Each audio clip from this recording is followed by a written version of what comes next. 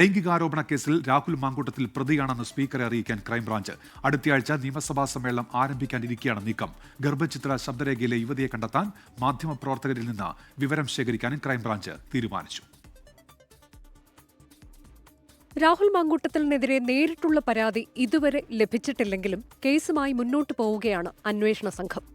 നിലവിലെടുത്തിരിക്കുന്ന കേസിന്റെയും എഫ്ഐആറിന്റെയും വിവരങ്ങൾ സ്പീക്കറുടെ ഓഫീസിന് കൈമാറും.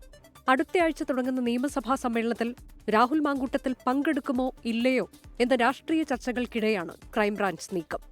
രാഹുലിനെതിരെ പരാതി നൽകിയ അഡ്വക്കേറ്റ് ജിൻഡോ സെബാസ്റ്റ്യന്റെ മൊഴി ക്രൈംബ്രാഞ്ച് രേഖപ്പെടുത്തി. ഞാൻ 21-ാം തീയതിയാണ് പരാതി കൊടുത്തത്. അത് വന്നത് ദൃശ്യമാധ്യമത്തിൽ വന്നൊരു ഓഡിയോ സംഭാഷണം. അതിനുശേഷം അത് സ്ഥിരീകരിക്കുന്ന രീതിയിലാണ് അത് വ്യക്തമായിട്ട് ആ ഒരു ഗർഭചിത്രം നടത്തിയെന്ന രീതിയിൽ വന്ന് അതിനുശേഷം വന്ന് എല്ലാ ദൃശ്യമാധ്യമത്തിലും വന്ന ലിങ്കുകൾ കാര്യങ്ങളുമായി ഒരു 5-6 കൂടി കൊടുത്തിട്ടുണ്ട്.